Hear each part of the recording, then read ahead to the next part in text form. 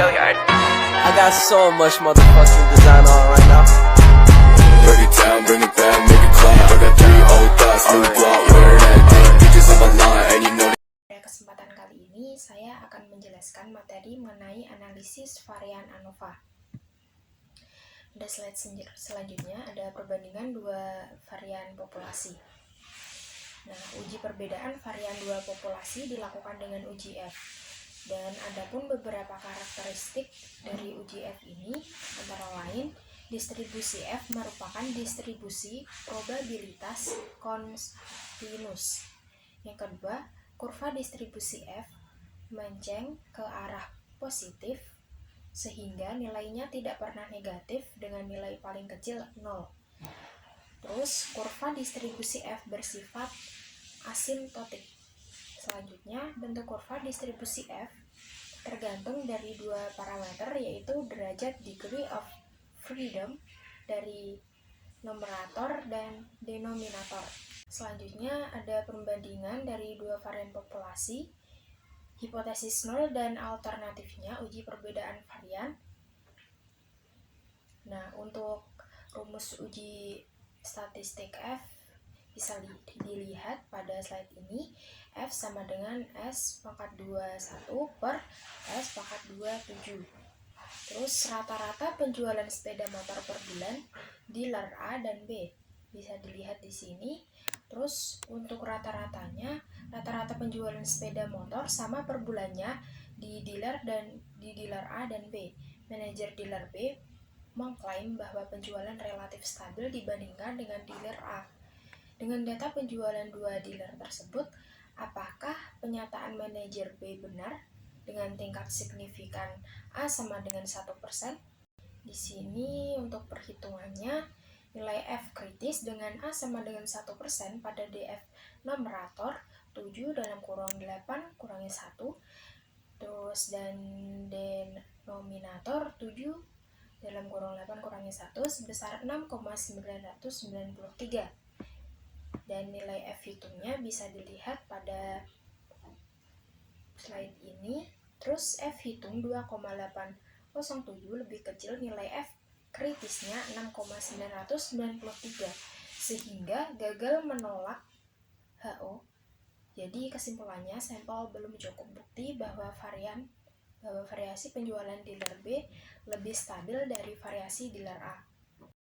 Selanjutnya, uji ANOVA Analysis of Variance. Uji ANOVA digunakan untuk mengetahui apakah ada perbedaan rata-rata 3 atau lebih populasi. Ada dua uji ANOVA. Yang pertama, uji ANOVA satu arah atau one way classification. Yang kedua, uji ANOVA dua arah, yaitu two way classification.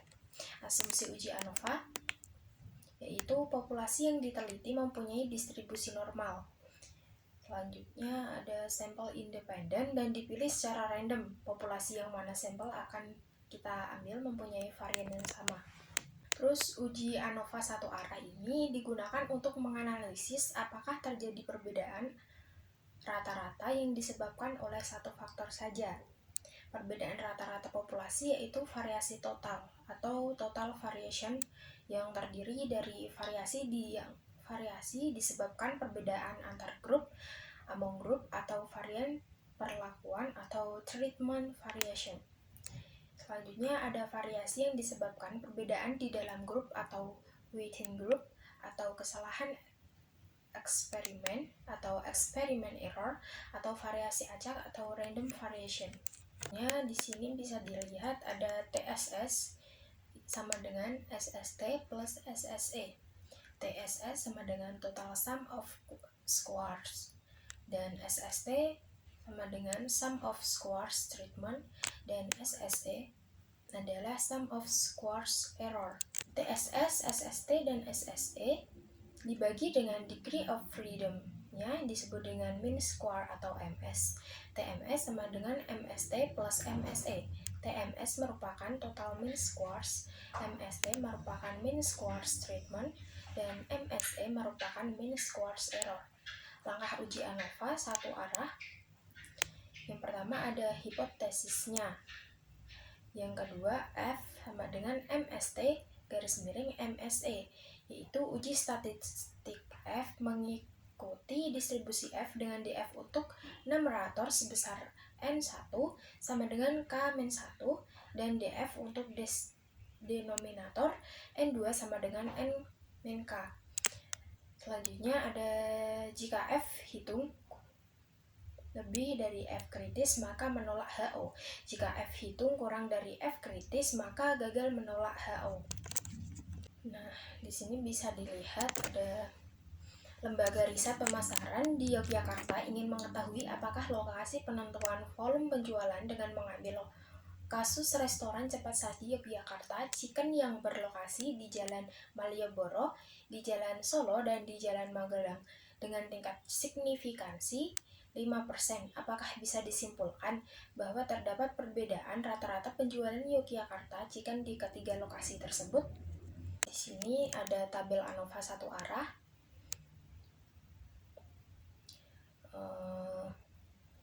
F hitung sebesar 4,5137 lebih besar dari F kritis sebesar 3,55 sehingga menolak HO. Kesimpulannya, rata-rata penjualan di ketiga restoran cepat saji Yogyakarta Chicken tersebut memang berbeda. Uji ANOVA dua arah. Analisis ANOVA dua arah ini kita menguji rata-rata perbedaan dari dua perlakuan atau treatment yang berbeda. Pertama, menguji apakah ada perbedaan rata-rata karena treatment efek. Yang kedua, menguji apakah ada perbedaan rata-rata karena block efek pada kasus penjualan di Yogyakarta Chicken. Terus, treatment efek adalah perbedaan penjualan karena lokasi atau kolom. Sedangkan blocking effect adalah perbedaan penjualan karena hari atau baris. Nah, di sini bisa dilihat TSS, SST, SSB, dan SSE dibagi degree of freedom-nya menjadi TMS, MST, MSB, dan MSE. DF untuk TSS, SST, SSB, dan SSE masing-masing N-1, K-1, B-1, dalam kurung K-1, B-1. Ada dua uji di dalam ANOVA dua arah. Yang pertama, uji apakah ada perbedaan rata-rata di dalam treatment efek. Terus hipotesis 0 dan hipotesis alternatifnya. H0 sama dengan rumus itu bisa dilihat. Terus yang selanjutnya, F hitung treatment efek MST garis miring MSE, DF untuk numerator MST sebagai N1 sama dengan K-1 dan DF untuk denominator MSE sebagai N2 sama dengan K-1 dalam kurung B-1. Terus jika F hitung lebih besar dari F kritis menolak HO dan sebaliknya gagal menolak HO.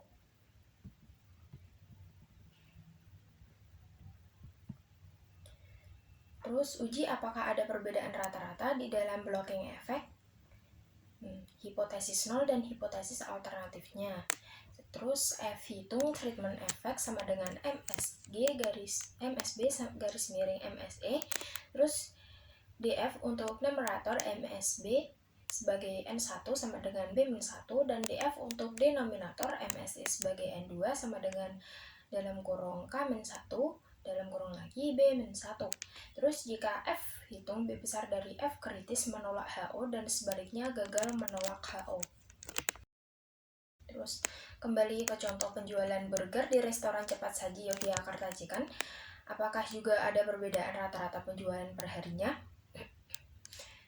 Uji apakah ada perbedaan rata-rata karena lokasi atau treatment effect. Terus uji apakah ada perbedaan rata-rata karena hari atau blocking effect. Terus tingkat signifikasi A sama dengan 5% dan uji statistika F.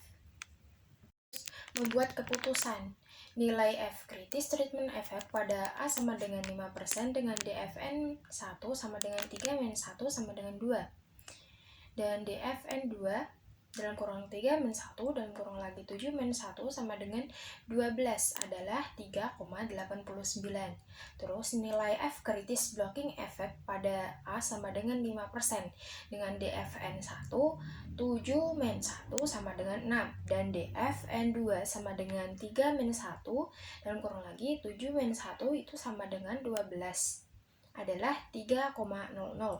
SSE sama dengan TSS dikurangi SST dan dikurangi SSB sama dengan 168.750 dikurangi 56364,2857 dikurangi 93633,33 sama dengan 18752,38. Terus F hitung treatment effect atau MST (MSE) sama dengan 28182,1429 1589,6984 sama dengan 18,0343. F hitung block effect MSB dibagi MSE sama dengan 15605,5556 dibagi 1562,6984 sama dengan 9,9863. Pada treatment effect, F hitung lebih besar F kritis sehingga menolak HO pada block effect. F hitung lebih besar dari F kritis sehingga menolak HO. Kesimpulannya, terjadi perbedaan rata-rata penjualan burger ke 3 lokasi dan juga per harinya. Sekian yang dapat saya jelaskan, kurang lebihnya mohon maaf. Wassalamualaikum warahmatullahi wabarakatuh.